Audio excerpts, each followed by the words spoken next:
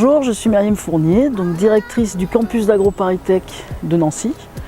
Et mon rôle ici, c'est j'ai d'abord une mission d'animation de l'équipe pédagogique, donc je dois faire travailler ensemble les enseignants-chercheurs. Et puis j'ai une mission aussi de coordination un peu toutes les activités forêt dans AgroParisTech. Et puis une mission de relation avec les employeurs aussi, donc de veiller aussi à ce que nos étudiants soient bien formés pour trouver un emploi derrière.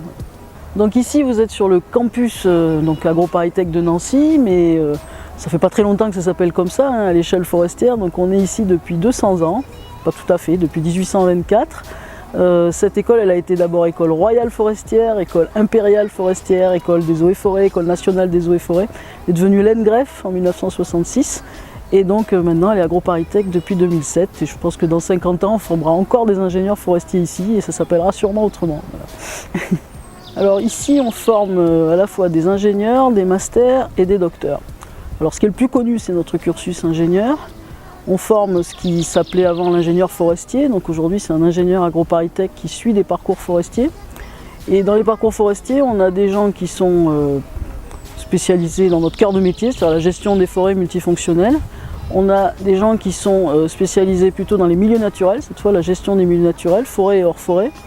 Des gens qui sont spécialisés dans les ressources forestières et la filière bois, donc le lien entre la transformation du bois et puis l'exploitation et la mobilisation des bois dans la forêt. Et puis on a aussi des gens qui vont être spécialisés dans l'arbre urbain, l'arbre en ville et la foresterie urbaine. Alors après dans le master est un peu plus orienté vers la recherche et vers une pédagogie un petit peu différente, mais on retrouve quand même un peu les mêmes métiers. Ce qu'on va trouver en plus dans le master, c'est une formation un peu approfondie à l'écologie et aux grands enjeux des forêts européennes, puisqu'on a une formation internationale aussi en anglais, quoi. Et là, qui est plutôt destinée à des gens après qui font une thèse. Pourquoi je me suis intéressée à l'innovation ? Moi au début, j'ai commencé par faire de la recherche, on va dire assez fondamentale. En fait, ce qui m'intéresse et qui m'a continué à m'intéresser depuis toujours, c'est pourquoi les arbres tiennent debout et tiennent debout longtemps, dans un environnement assez contraignant quand même. C'est-à-dire que si vous posez la question à un ingénieur en génie civil de vous construire un arbre, on lui donne un cahier des charges, quelques tonnes à 30 mètres du sol, sur un poteau en bois de 50 cm, il va vous regarder en disant c'est pas possible, ça tiendra jamais. Pourtant vous savez que ça tient puisque c'est ce que vous regardez tous les jours. Donc les arbres, moi ce qui m'intéressait c'était de comprendre comment ils défiaient ces lois de la physique et tous les processus et mécanismes qu'ils mettaient en œuvre, notamment parce qu'ils perçoivent leur environnement en fait, et qu'ils s'y adaptent en fait en continu. Alors pourquoi ça m'a amené à l'innovation? C'est parce que cette recherche-là, elle était totalement en rupture avec ce qui se disait dans les labos de, on va dire, d'écologie forestière ou de physiologie forestière. Parce que cette notion que les arbres sentent leur environnement, c'était pas des choses qui intéressaient les gens. La recherche forestière s'intéressait surtout à la façon dont les arbres acquièrent la lumière, les nutriments. Et le vent, c'est pas une ressource pour les arbres parce qu'ils ne fonctionnent pas à l'énergie éolienne. Et pourtant aujourd'hui on est en train de montrer que cette sensibilité des arbres à leur environnement, même si ça ne leur amène pas des ressources, ça n'alimente pas une machine un peu énergétique, ça a beaucoup d'importance en fait, sur la forme des arbres et puis du coup sur la façon dont ils acquièrent les ressources pour de vrai. Et c'est comme ça que ça m'a amené, je pense, un espèce d'esprit de créativité, de dire un peu poil à gratter, ça, il faut toujours aller chercher les choses que les autres n'ont pas regardées avant vous. Et donc aujourd'hui je suis un peu en charge d'une formation appliqué, enfin je dois mettre des gens, parce que j'ai toujours un petit côté ingénieur quand même, donc j'aime bien que ça serve. Ce genre de choses, ça m'amène à m'intéresser à tout ce qui est un peu en rupture et un peu différent, donc à l'innovation. Aujourd'hui, c'est vrai qu'on s'aperçoit que les gens sont un peu dingues des arbres, ça je l'ai écrit comme ça, les gens sont dingues des arbres. Alors ils sont dingues des arbres parce que visiblement ils sont très attirés par cette idée que l'arbre est un être sensible, un être intelligent. Alors pour les scientifiques, c'est quelque chose d'assez nouveau et qui donne lieu un peu à plusieurs courants, enfin à deux courants de pensée qui s'opposent un peu. Il y a ceux qui disent effectivement on n'a plus cette discontinuité entre le végétal, l'animal et l'humain qui date d'Aristote, qui est une vieille idée.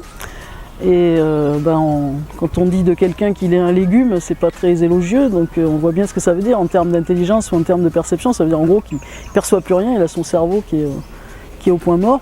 Et on sait bien que les végétaux, aujourd'hui on a découvert qu'ils avaient des tas de... Je crois qu'on a 700 capteurs identifiés pour percevoir des choses, donc c'est des êtres sensibles. Pour autant, c'est pas forcément des êtres qui fonctionnent comme les humains. Par exemple, l'idée on n'a pas trouvé par exemple de capteur de la douleur par exemple, chez les végétaux, on n'a rien qui soit identique. Et on se dit c'est peut-être normal parce que dans l'évolution, la douleur c'est ce qui vous permet de fuir en fait un danger, et finalement les végétaux ils sont fixés, ils ne peuvent pas fuir, donc c'est pas intéressant pour eux en fait d'avoir des capteurs de la douleur.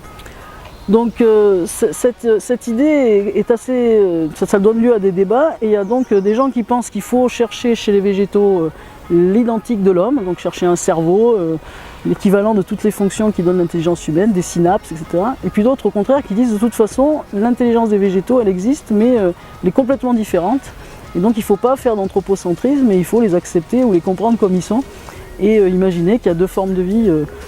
Alors c'est des idées qui sautaient à la science-fiction en fait depuis longtemps, hein. Quand on réfléchissait les extraterrestres continus, on les pense toujours soit comme nous, dans la science-fiction, on voit bien les films science-fiction, on débarque sur une planète et on les trouve comme nous, ou au contraire des choses qui sont des espèces de vers de terre ou des végétaux, hein, qui pourraient être complètement différents et pourtant avoir une forme d'intelligence très, très élaborée.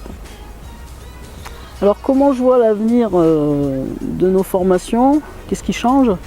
Bon, ce que j'ai surtout envie qu'il change. Moi je pense que nous, on est sollicités pour avoir de la pédagogie complètement différente. C'est-à-dire que dans les 10 ans qui viennent, on est en train de transformer nos pédagogies vers de la transmission de connaissances par des cours magistraux, vers de l'apprentissage où l'étudiant il sera complètement acteur de son parcours et où il construira son parcours.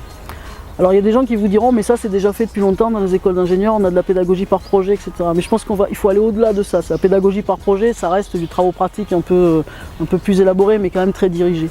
Je pense que dans le futur, moi j'imagine que des gens qui ont 20 ans, ils sont tout à fait matures pour construire leur parcours. Donc dans l'idéal, il faudrait qu'on reçoive des étudiants qui après quelques années d'orientation passent 2 ans, par exemple chez nous, c'est les 2 dernières années du parcours ingénieur chez nous, passent les 2 dernières années vraiment à construire leur parcours de façon beaucoup plus mature que ce qu'on voit aujourd'hui. Alors ça demande évidemment des transformations pédagogiques profondes, et je pense pour nous c'est passer d'une habitude de concevoir des cours, concevoir des parcours, à une conception de l'évaluation. Parce qu'en fait au final, qu'est-ce qu'on va nous demander? C'est pas forcément de transmettre des connaissances, mais de vérifier qu'ils les ont bien acquises par les méthodes qu'ils auront choisies. Et ça, c'est des transformations très très profondes. Donc ce que j'attends de nos jeunes diplômés, en fait, c'est qu'ils restent évidemment compétents sur les savoir-faire qui sont uniques chez nous, la sylviculture, mais surtout qu'ils aillent au contact des autres métiers. Donc d'abord les métiers de cadre un peu traditionnels, il ne faut pas qu'ils oublient qu'en plus d'être forestiers, ils doivent être des managers, ils doivent gérer des actifs, enfin ouais, ils ont un certain nombre de responsabilités comme ça. Ils ne sont pas juste des gens qui doivent aller dans la forêt avec des bottes et regarder les arbres et prendre des décisions sur les arbres, ils doivent aussi prendre des décisions avec les gens. Voilà. Et ensuite il faut qu'ils aillent aussi au contact de la société en général. Alors on ne va pas parler de clients en forêt, on va plutôt parler d'usagers. Hein, donc on est dans une société qui n'accepte plus que l'expert décide et puis ça va se faire, quoi. Donc il faut qu'ils prennent l'habitude de convaincre des propriétaires, convaincre des communes. Et ça, c'est vraiment de nouveaux métiers, quoi. Et puis alors, ce que j'attends aussi d'eux, c'est qu'avec des compétences forestières, ils aillent complètement vers d'autres secteurs. C'est-à-dire que moi, je pense que quand on aborde d'autres secteurs, l'agronomie, même la finance peut-être, avec une compétence de forestier au début, je pense qu'on a peu apporté quelque chose à ces métiers-là. Alors une bonne expérience de mon parcours professionnel, c'est certainement la découverte des forêts tropicales, puisque en fait, moi j'ai appris la foresterie chez les tropicalistes.